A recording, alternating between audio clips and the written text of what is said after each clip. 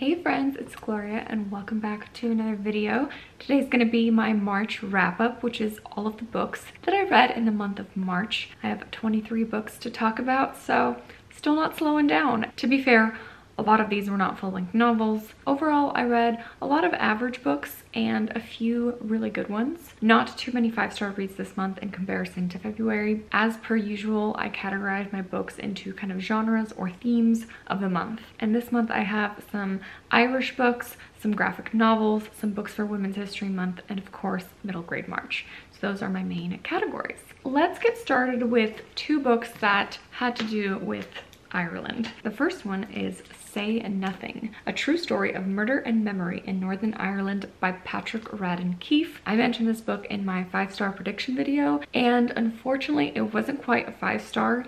It was maybe like a 3.75 rounded up to 4 stars. I still really enjoyed this author's way of telling this nonfiction story, and it makes me want to pick up his other book, Empire of Pain, which was really popular last year. However, this story wasn't quite perfect for me because I felt like I was missing a lot of the why. This account covered a lot of the political figures that were involved in the IRA, the Irish Republican Army, a lot of the horrendous things that were happening in Ireland and Northern Ireland, and a lot of the political tension that was in the late 1900s. And all of that was super interesting, really well told. However, I am coming from a place of not knowing really anything about the IRA. Like, I know the basics, that there's Catholic versus Protestant, that Ireland wants to be free of British rule. So I know like those two very main surface level points, but I don't really know the history. And I feel like this was missing some of that foundation of why these people were doing what they were doing. So still a great book. I would say maybe for those that are more familiar with the history already, and this is more of a deep dive,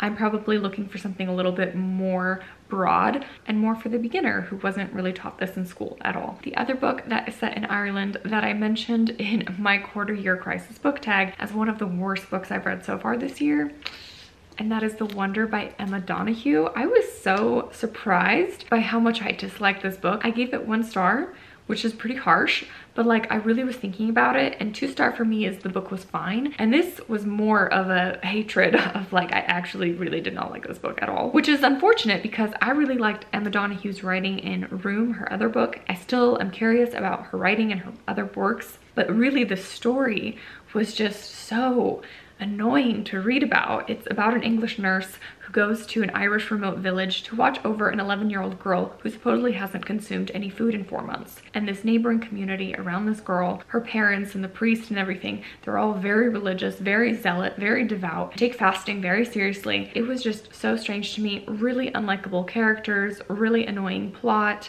a random romance that really didn't make any sense because if you think about it, this book only takes place in the span of like a week. And I think also could be just a me problem. I have a really hard time reading about people doing really stupid things for religion, which it's like that is so much of history, but I personally just was so irked and annoyed by how intense these people took their religion. So yeah, not a favorite, but I'm not totally writing off the author because I feel like she still writes well. I just really could not connect with the story. Moving into the next category, let me mention the 4 graphic novels that I picked up this month. Graphic novels is something that I discovered last year in the summer of 2021, completely threw me by surprise, and I also find them to be really good palette cleansers. I think because I sprinkle graphic novels here and there throughout my reading, they really keep me out of reading slumps because they often can be finished very quickly, and I'm definitely motivated by checking something off a tick list in order to keep my momentum going. So especially after reading like a 1-star book that just really didn't work with me, picking up a graphic novel gets me excited. I read 2 by the same author, and that is Debbie Tung, and I picked up Book Love and Quiet Girl in a Noisy World. These are really sweet, almost New Yorker cartoon-ish like books. This one being all about a girl who loves books and very relatable experiences and moments in a book lover's world. And this one's all about being an extreme introvert. I definitely preferred this one. These are both technically nonfiction based on the author's actual experience living in her world, and these don't really follow any plot. They just show little moments of life that someone can relate to, different thoughts that are going on in someone's mind when a certain situation occurs, and yeah, they're just very sweet. Glad I discovered this author. And then the next 2 are both nonfiction graphic novels, which is my favorite kind of graphic novel. The first one is Persepolis, The Story of a Childhood by Marjane Satrapi. This is a book that is on many graphic novel must-read lists. This is all about the Iranian Revolution and the Iranian War in the 1980s. Really a coming-of-age story of this young girl growing up in Tehran. And I really appreciated it for teaching me something about that culture, that country, that setting, and what this young woman went through. And so I liked it, but I didn't love the way the story was told, like the flow of it, and also the art style also wasn't my favorite. So in terms of like the graphic novel format, not my favorite graphic novel, but I still learned a lot from it. And finally, for graphic novels, I picked up Kent State, 4 Dead in Ohio by Durf Backdurf. I just saw this graphic novel in like a staff pick section at a local bookstore and was intrigued by it. And this was all about the events that happened on May 4th in 1970 at Kent State, which is a college in Ohio. This book chronicles the moments, the timeline, the days leading up to the events on May 4th, as well as giving a really good picture of what was happening politically in America during that time. There's a lot of political unrest around the Vietnam War, racial tensions, student protests, and basically all of the events that led up to student protesting on this college campus, and then the National Guard coming in and unprovokingly started shooting these students down and killing them and injuring many others. This obviously is a very politically forward book, but I just learned so much from it. It was very interesting, really well told, and unpacked the moments of that day and what happened and the people that were involved. So I would recommend only if you're interested in that subject matter. Trigger warnings though for quite a lot of violence, death, obviously politics, police brutality, drug use, foul language, all that kind of stuff, but again made sense for the time and place and the historical events that this is covering. If you're at all familiar or have watched the movie The Trial of the Chicago 7 on Netflix, which was an exquisite movie also having to do with police brutality and a protest, this definitely evokes the same kind of feel, just the crazy injustice of the situation and that time period of what was happening. So again, learned a lot from this one. All right, let's move into my next category, which is the books that I read for Women's History Month. So 6 books to talk about here, 5 of them being nonfiction and 1 being historical. I'll start with the historical, which is A Well-Behaved Woman by Therese Ann Fowler. I buddy read this with a subscriber, Jana. It was so much fun reading with you. This was a very surprising read for me. I think I had low expectations going into it. It is quite a chunky historical fiction. I didn't really know much about Alva Vanderbilt. I've never read a book in high society, Gilded Age, New York City, and I was so pleasantly surprised by this one. It really was a very captivating read. It almost felt like a nonfiction read. It has a really good sense of setting and place and really made me feel like I was there in New York City during this time period. But at the heart of the story, this is all about Alva Vanderbilt, or later Alva Belmont. She was in a marriage really not of love, but of money. I think this author did a good job depicting what maybe relationships and marriage was like during this time period, what kind of things were expected of women. And Alva really took the reins in some matters. This book also touches a lot on the architecture of the city and the time and all of the things that Alva was involved in building. She was a very interesting woman, not perfect by any means, but she was a bit of a feminist, and this book shows her standing up for herself and making a way for herself in a maybe not ideal situation. And yeah, it was just a really good read. I'm curious about this author now and some of her other works because I really connected with the way that she told this story. All right, for nonfiction, I picked up Lady Elmina and the Real Downton Abbey, The Lost Legacy of Highclere Castle. This one was also a 4-star read, and it just got me even more excited to go visit Highclere Castle, which is the setting of where Downton Abbey is filmed, at least the exterior shots. And Lady Elmina also married in and became a countess, and this chronicles her life, her husband's life, her children's lives, and also the kind of English elite during this time period. This time period covers the First World War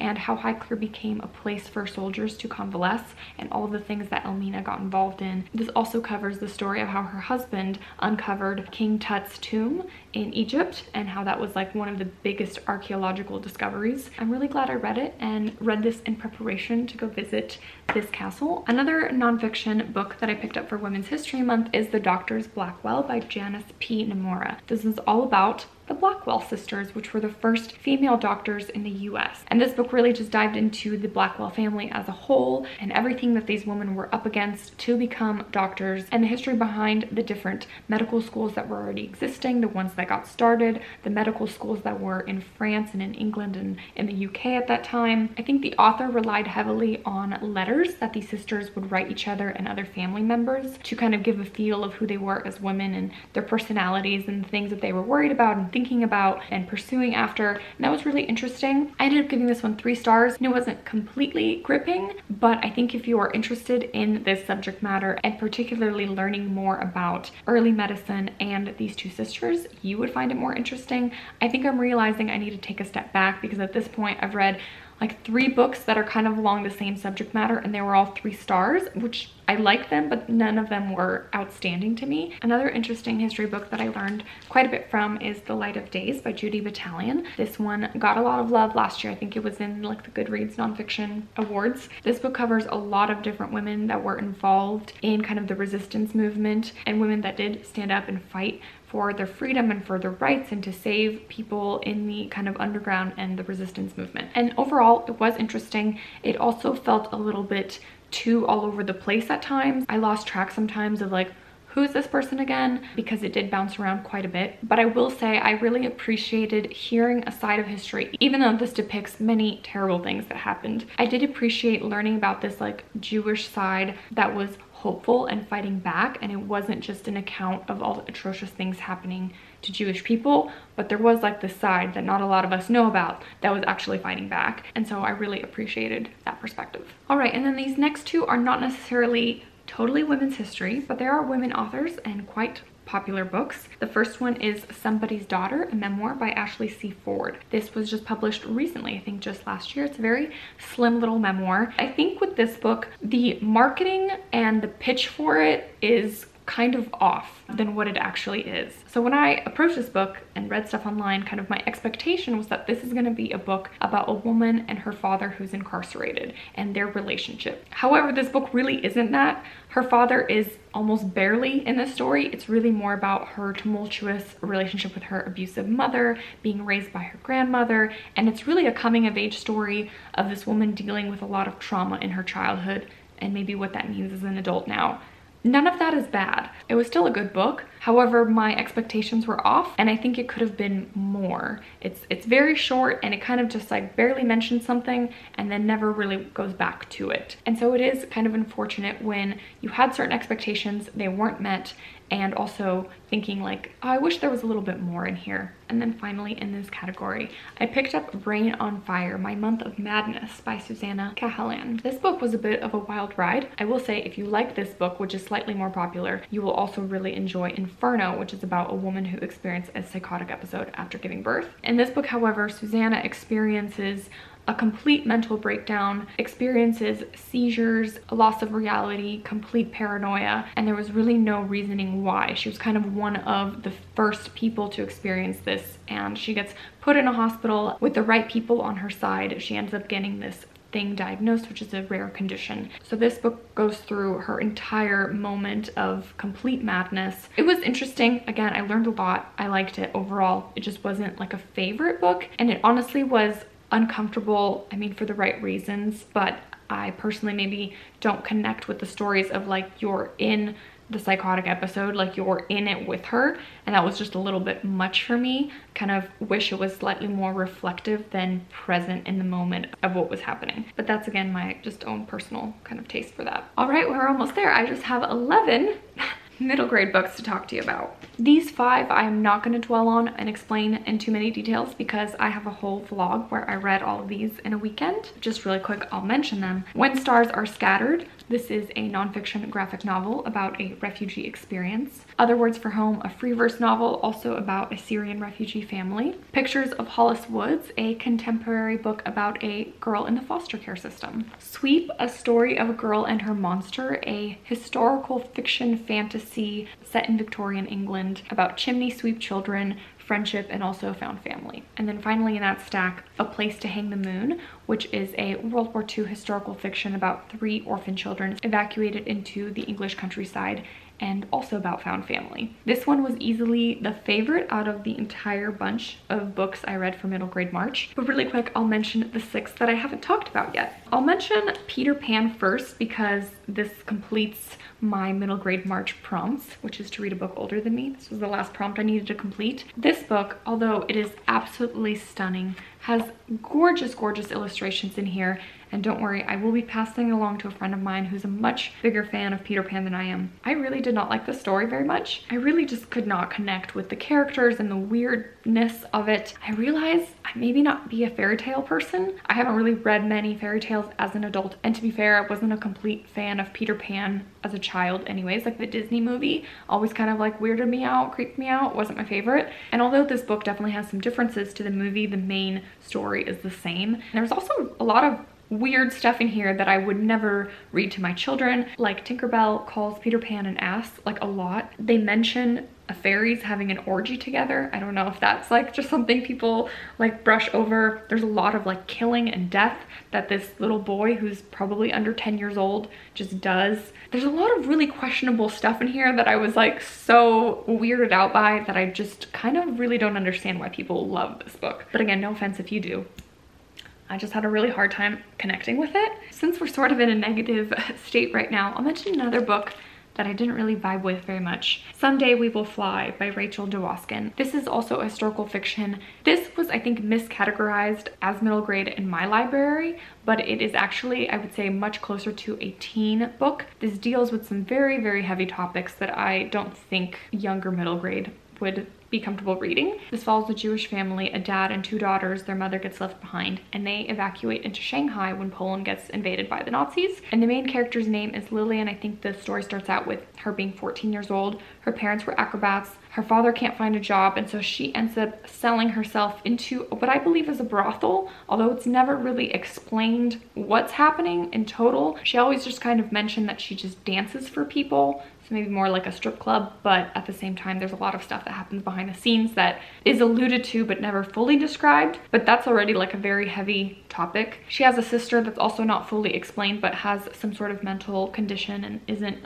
talking or walking fully, and then of course dealing with the loss of her mother. And so all of that kind of culminating in Shanghai and the tensions existing politically during that time because Japan was also occupying Shanghai. And so there's like a lot of stuff happening in this book, and it just felt so heavy and just sad the whole time. I really, for some reason, didn't like it. I'm so curious if another fan of historical fiction reads this. I want to hear what they think, because I feel like I could have just been in a weird space, maybe not ready for something like this in a book, or maybe I wasn't expecting it to be as heavy as it was. It wasn't my favorite, and I can't fully wrap my mind around why. So it could have just been a me thing. A book I picked up because I enjoyed this book by the same author, Roller Girl, which is I think one of her first books. I heard Amanda from the Curly Reader mention this. And this is also a graphic novel about a young girl that joins the roller derby team. And what I loved about this book is that it's set in Portland, Oregon, and it's really set like in a particular roller rink in Oaks Amusement Park, which is a park that I grew up going to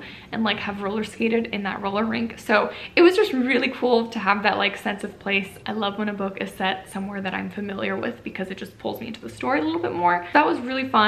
However, I didn't like completely fall in love with this. I would say if you're a fan of roller derby or have a child who's a fan of roller derby, like this goes really in detail of what roller derby is like, which I wasn't completely familiar with. I just kind of knew about it, but I didn't know the details. And this goes really into the details about a young girl who joins the team, makes friends with people on the team, feels like an outcast. It had some sweet themes in here, but just wasn't like completely impactful and like a favorite. And since we're talking about graphic novels, another one I picked up from middle grade March is a cat story. And I saw this on What Brings Karina Joy channel. This was a very sweet graphic novel. Also not a total favorite because the storyline was kind of confusing and a little bit too like meta, I think, for a young audience. Like I think if I gave this to a young child, they wouldn't really understand what was happening. But I really loved the art style and the illustrations in here were beautiful. This is set on the island of Malta. It really even gave a sense of feeling of the place more than anything. Really had some fun cat antics in here and depictions of cat behavior, which I appreciated. But I think the plot and like the story flow lacked for me. All right, down to my last two books. The first one, Out of My Mind by Sharon Draper, a very beloved middle grade novel that so many people hype about, especially here on BookTube. This is a contemporary following a young girl with cerebral palsy who's actually a genius but cannot talk or express herself until the right kind of adults put the right things in her place to be able to talk to people, and then people recognize that, oh, she's actually really smart. And so this deals with her kind of relationships with friends at school, her relationships with her teachers and her family, and really being stuck inside of her head. I think I would have loved to read something like this when I was younger, for sure. And then finally, I picked this up because I think this is like a booktube maybe do it, because at this point so many people have talked about it, and that is Breaking Stalin's Nose by Eugene Yelchin. And this is a historical fiction book about growing up in Soviet Russia in Moscow. And it follows a 10-year-old boy named Sasha Zaychik, which is really cute that his name is that, because my previous last name Zaitsev means rabbit and Zaychik means rabbit. Anyways, random connection, but it follows this young boy whose father ends up being arrested because he did something. It's all about his experience being in school and being a young pioneer, which is what children were kind of put into. It's kind of like Hitler Youth, but in communist Russia it was being a young pioneer, and you had to like pledge your allegiance to Stalin and the Communist Party and all that kind of stuff. I felt like it was an accurate depiction of a 10-year-old's mind, which maybe what lacked a little bit in this one for me is that although this character is supposed to be a genius, I understand that it felt unrealistic that like a 3 or 4-year-old, some of the experience she described, a 3 or 4-year-old do not think about that kind of stuff. In my opinion, I don't know, I could be wrong, I don't have kids. But this one felt accurate to the age range. And sometimes I struggle with middle grade books because obviously they're written by adults. Sometimes the characters are too adult, or their thought life and their thinking is too adult-like for their age range. But the stuff that this boy thought about and the things he did actually felt true to the age. This author actually has a nonfiction about what it's like to grow up in Soviet Russia, so I'm very eager to pick that one up after reading this one. All right, that is it. Thank you so much for sticking through this very long wrap-up. I really appreciate you all for supporting this channel. Let me know if you've read any of those books, what your favorite read of March was, because I had a lot of average reads. I'm really hopeful for April to just be a great reading month for a lot of mood reading and a lot of fun favorite reads. Thanks so much for watching, and I'll see you guys in another video soon. Bye.